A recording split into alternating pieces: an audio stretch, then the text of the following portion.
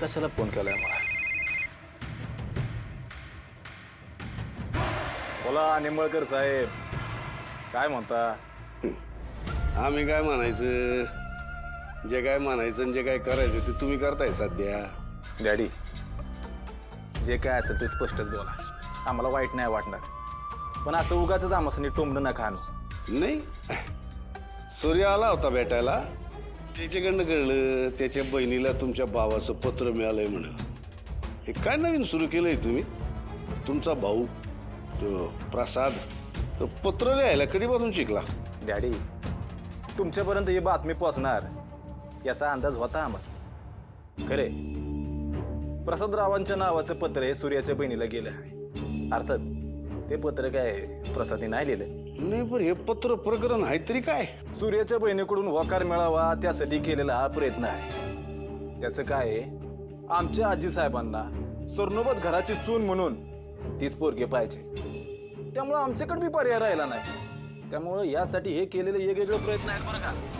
बाकी तुमचं जावं बापू आमचं तक्रार घेऊन आलं होतं काय तुमच्याकडे? येऊ द्या येऊ द्या, एक काय 10 तक्रारी घेऊन येऊ द्या. आम्ही तुम्हाला सांगतो, हे लग्न झालंच पाहिजे हो.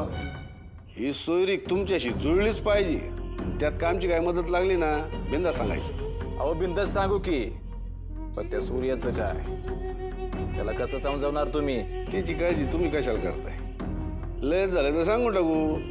आम्ही सरनोबत साहेबांना लय थोपवण्याचा प्रयत्न केला, पण त्यांनी जास्तच मनावर घेतले. सरनोबत साहेब आमचं काय ऐकत नाही तसं सांगून हातवर करून मोकळे होऊ.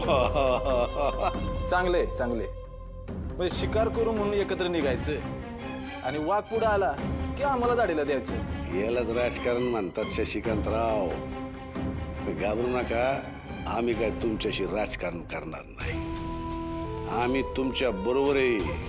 आता तुम्ही मागं हटू नका.